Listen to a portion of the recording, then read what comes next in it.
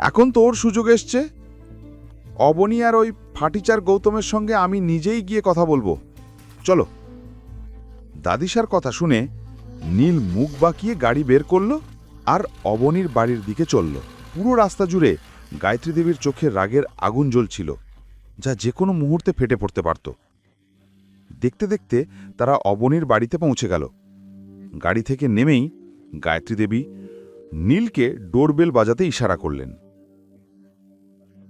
নীল রাগে ডোরবেলের বোতাম চাপল। ভেতরে গৌতম ডোরবেলের শব্দ শুনে দরজা খুলতে এলো। দরজা খুলে গৌতম যখন গায়ত্রী দেবী ও নীলকে দেখল, সে হেসে ফেলল। ওয়েলকাম। গায়ত্রী দেবী রাগে জ্বলতে থাকা চোখে তার দিকে তাকালেন। দরজা খুলতেই গৌতম দেখল নীল আর গায়ত্রী দেবী সামনে দাঁড়িয়ে আছে। তার ধারণা একদম ঠিক ছিল। নীল গৌতমকে দেখেই চোখ ঘুরিয়ে নিল। এটা দেখে গৌতম মৃদু হেসে উঠল। স্বাগতম দাদিশা। গায়ত্রী দেবী কঠোর স্বরে বললেন, এই নাটক বন্ধ করো আর চুপচাপ গিয়ে অবনীকে ডাকো। দুঃখিত দাদিশা, অবনীর মুড খুব খারাপ। আপনি তো জানেন অফিসে কি হয়েছে। ভালো হবে আপনি এখান থেকে চলে যান। গৌতম বলল, মনে হয় তোমার অনেক ডানা বেরিয়েছে। আমাকে বেরিয়ে যেতে বলছো? সরো সামনে থেকে। বাড়িতে কেউ তো থাকবে। অনিল কোথায়? আর তার স্ত্রী গীতা? সবাইয়েরই কি মোট খারাপ? এই বলতে বলতে গায়ত্রী দেবী ভেতরের দিকে এগোতে লাগলেন, কিন্তু গৌতম তখনও তাদের পথ আটকে দাঁড়িয়েছিল।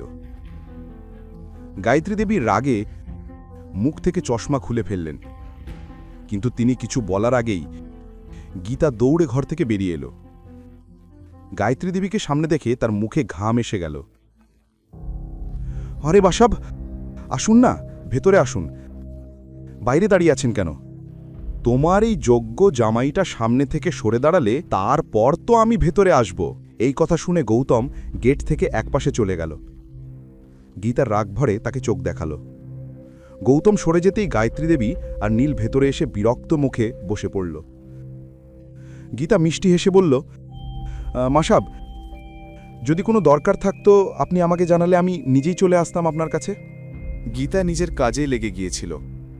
উনি গায়ত্রী দেবীর মনে জায়গা বানানোর একটা সুযোগও হাত থেকে ছাড়তেন না। গায়ত্রী দেবী তার কথা শুনতে শুনতে সোফায় গিয়ে আরামে বসলেন। আমার তোমার সঙ্গে কোনো কথা নেই, তাড়াতাড়ি তোমার মেয়েকে ডাকো, আমার ওর সঙ্গে কথা আছে, তিনি দৃঢ়ভাবে বললেন। গীতা সঙ্গে সঙ্গে অবনীকে ডাকতে তার ঘরের দিকে চলে গেল। এই সময় অনিলও হলে এসে পড়েছিল। গায়ত্রী দেবীকে দেখে সে গৌতমকে ইশারা করল জল আনতে। গৌতম নীলের দিকে তীর্যক দৃষ্টিতে তাকিয়ে রান্নাঘরের দিকে চলে গেল। নীল আর গায়ত্রী দেবী তখনও একে অপরের দিকে বিরক্ত মুখে তাকিয়েছিল। দাদিশা, জল? গৌতম বলল, রেখে দাও টেবিলে। অবনী কোথায়? এমন কি হয়েছে যে তার মুড এত খারাপ? গায়ত্রী দেবী বিরক্ত হয়ে কিছু বলার আগে অবনী সামনে এসে দাঁড়াল। দাদিশা, বলুন কি কাজ? অবনী, আমার তোমার সাহায্য দরকার। যদিও আমি মরে গেলেও কখনো তোমার কাছে সাহায্য চাইতাম না, কিন্তু কি করব? কিছু লোক যোধপুরে এত নাম করা যে তাদের কারণেই আমাকে এখানে আসতে হয়েছে। গায়ত্রী দেবী কথা শেষ করে নীলের দিকে তাকালেন। আমার সাহায্য মানে? আমি বুঝলাম না, অবনী বলল। আমি এক্ষুনি অবতার গ্রুপের চেয়ারম্যানের সঙ্গে দেখা করেছি এবং তাকে বোঝানোর চেষ্টা করেছি, কিন্তু সে আমার কথা শুনতেও রাজি হয়নি। তবে শুনেছি এখন অবতার গ্রুপ রাঠোর পরিবারের মালিকানায় গেছে। তাই তুমি আমার পক্ষ থেকে মিস্টার রাঠোরের সঙ্গে গিয়ে কথা বলো। এই কথা শুনে গীতা আর অনিল বিস্ময়ে একে অপরের দিকে তাকাল। অবনীও পুরো ব্যাপারটা বুঝে উঠতে পারছিল না। আমি কিভাবে কথা বলবো?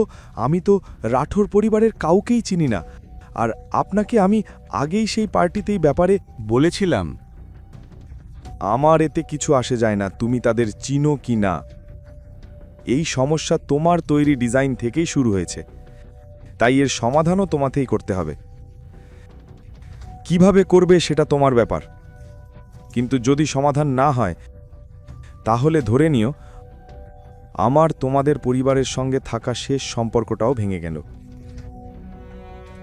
এই বলে গায়ত্রী দেবী অনিল আর গীতার দিকে তাকালেন।